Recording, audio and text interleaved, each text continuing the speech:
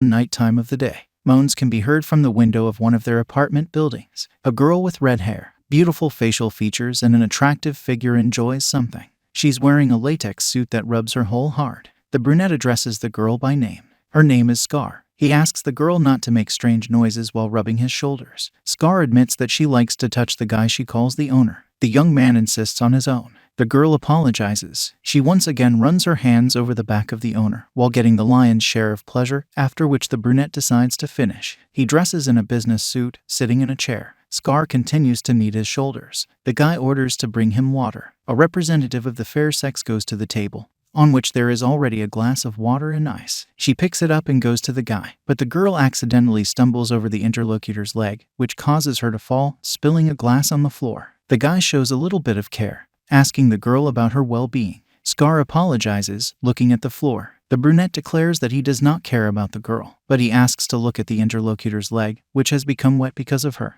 He emphasizes that water has fallen on the body of her precious owner. Scar apologizes, preparing to accept any punishment. The guy declares that he has to punish the girl, but he will not do it because he is merciful and wants to give her another chance. The only condition for this is that a representative of the fair sex serves his wet feet with her mouth. The girl is very embarrassed by this, noticing that even if the guy is her master, but it sounds too much. Then the brunette shows his phone, on which the download of the application for finding lovers begins. The guy asks the interlocutor to repeat the last words. A devilish smile appears on his face. Scar's eyes widen, after which she admits that she is a slave who really wants to lick her master's feet. The brunette clarifies whether he explains it clearly. The girl responds positively, after which the interlocutor asks who is Scar. A representative of the fair sex once again repeats what she wants at the feet of the owner. The guy praises her, after which determination appears in the girl's eyes. Scar shows with all his appearance that he is crazy about his master. At the same time, she is on all fours. The brunette decides to give the slave what she wants, for which she immediately thanks him. Scar licks the guy's big toe. The guy praises the girl again. The hero reflects on the fact that in the past, Scar Wraith always pretended to be noble. He could not have imagined that she would behave like a prostitute. The guy puts his foot on the girl's face, demonstrating complete domination over her. Privately, he admits that he can barely contain his laughter. In fact, the brunette could not even imagine that such a thing would happen. But now he has an application for hypnosis. This application, as you can understand from the name, allows you to hypnotize another person and make them fulfill any request. And it doesn't matter whether they like it or not, regardless of what kind of people they are. None of this makes sense. Even a girl who does not feel sympathy for you, considering you a nerd, will not be able to resist your request. It will allow you to do with her whatever you want. The girl will enter into an intimate relationship with you, even if she does not want it. The guy also notices that such use of the application is boring. He is not interested in easily breaking the heroine.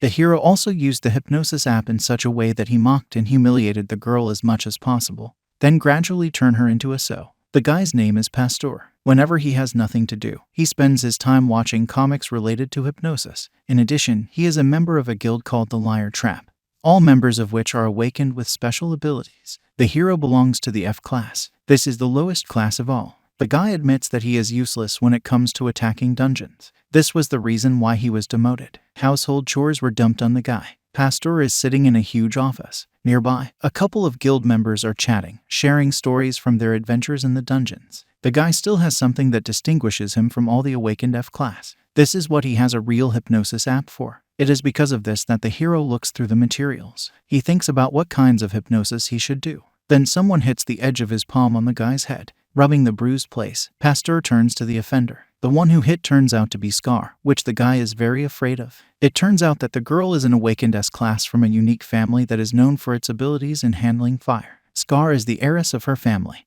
and her abilities are known for their cruelty. Her fierce flame does not distinguish who is her enemy and who is not. She is an elite who was quickly recognized as an awakened S-class. Pastor has been friends with the girl for more than 20 years. At some point, Scar began to ignore him, calling him just an acquaintance. The hero admits that the girl was recognized for her outstanding abilities, but he was not. It was because Scar was so talented that she became the leader of their guild's first team. The girl grabbed the hero by the ear. Her aura became hostile, and she asked why the guy wasn't working. Pastor also notes that it's lunchtime. Scar hovers over the guy, noticing that the representative of the F-class can't take a break, in her opinion.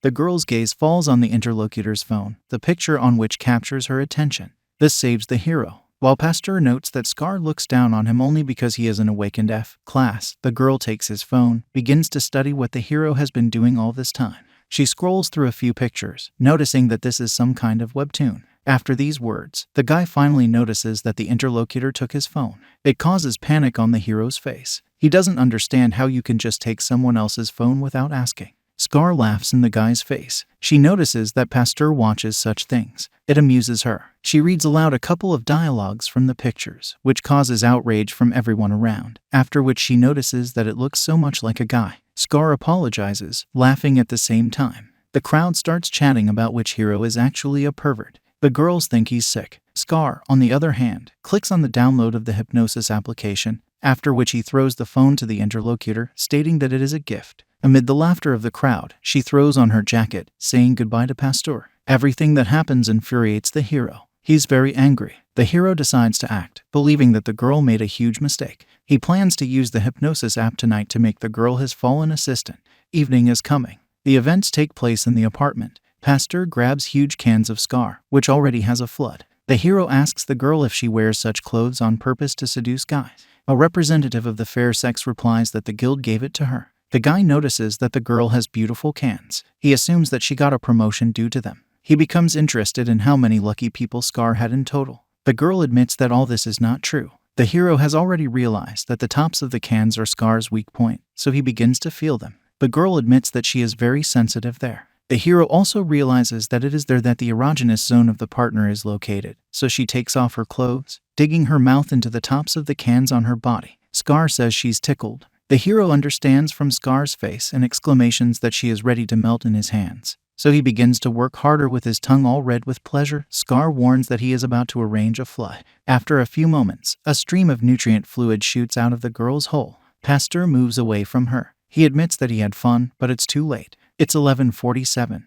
The hero has doubts. It is possible that the last train has already left. The guy turns around, assessing the condition of his girlfriend. He's a little worried about whether she's okay. Pasteur quickly discards these thoughts, believing that she will cope on her own. He unlocks the phone to see the location of the nearest subway. Then he is surprised to notice that it is not his hypnosis application that is working now. He looks at the screen and at Scar several times, starting to sweat from what is happening. The hero has questions about how the girl was hypnotized. Scar opens his eyes. When she sees the guy, she breaks into a vulgar smile. The hero comes to the office of a girl with purple hair. She looks like a child. The guy thinks that the girl made a mistake when creating an application for hypnosis. A representative of the fair sex, whose name is Dr. Aim, clarifies everything that happened with Pasteur. It turns out that the guy used this application on someone, after which this person got stuck in this state. The doctor asks who exactly we are talking about. The girl calls the interlocutor a bunny at the same time. The guy admits that we are talking about Scar Rate. Amy understands the hero, noting that everyone would like to take control of such a strong girl. The doctor notes that this has never happened before. Pasteur apologizes, justifying himself by saying that the applications have a similar design.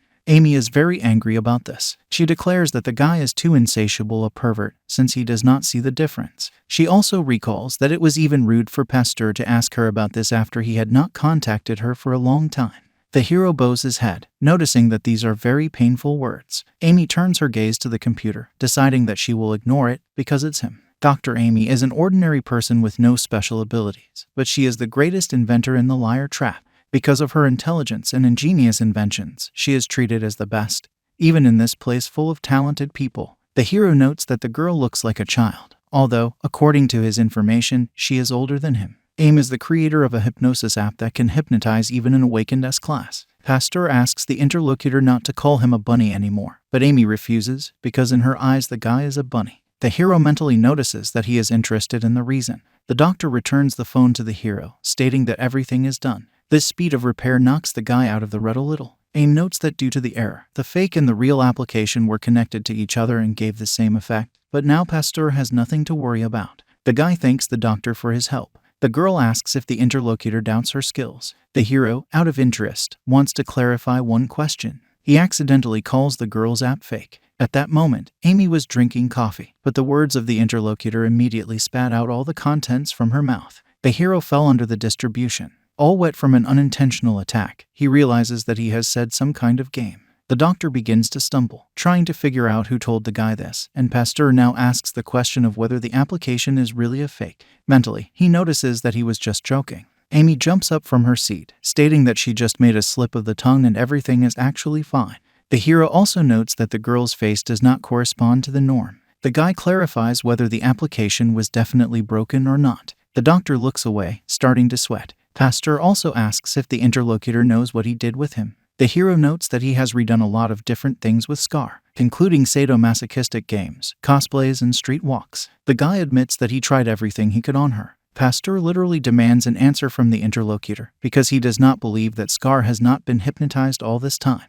Amy admits that Scar really wasn't under hypnosis. Then the guy notices that the interlocutor made him feel guilty for the fact that he mocked her all this time. Pasteur is already preparing for death, imagining how Scar will burn him alive. The doctor is trying to calm the interlocutor. She imperceptibly presses the red button, believing that she needs to meet again when the guy can clear his mind.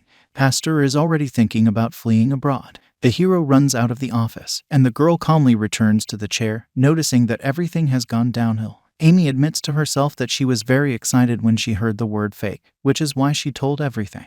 Mentally, she notices that she has lasted for 6 months, but she does not know whether it is good or bad. Pasteur runs down the stairs, cursing. The hero finally realizes that no one would give an awakened F-class such a thing. In addition, the guy notices that Dr. Amy knew who he was going to use this stupid hypnosis app on, so Scar planned in advance since she is his target. Pasteur realizes that Dr. Amy was on Scar's side. This makes him very angry. The guy is pushing himself, but someone is tripping him up. The hero stumbles, falling to the floor and dropping the phone. He snaps at his abuser until he sees that Scar is standing in front of him, who notes that it is forbidden to run inside the guild. Pasteur is already beginning to bury himself, already imagining in his head what fate awaits him. Mentally, the guy swears that of all the people he encountered it with Scar. He notices that if Dr. Amy told the girl that he already knows about the fake application, then a sad outcome may await him. When the hero gets to his feet, Scar snuggles up to him. Taking the hero's tie, the girl carefully looked into his eyes, noticing that he usually does not come to work so early. Scar immediately had questions about what he was doing here so early. She immediately suggests that he is dating some girl here, but quickly discards them, believing that no girl would agree to such a thing.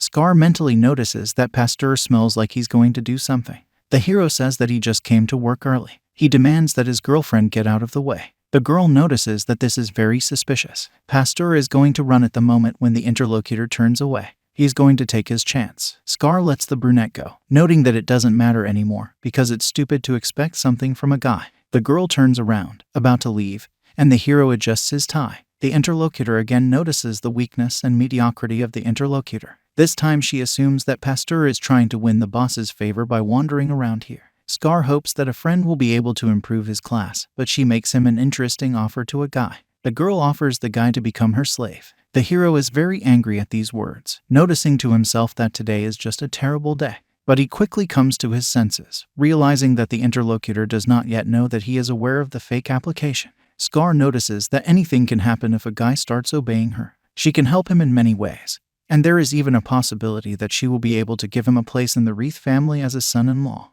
The girl stops laughing, seriously thinking about it. It just so happens that Scar is of marriageable age. She already dreams of a wedding and children. The girl imagines that they will have at least 2 children, but that's how she doesn't mind 5.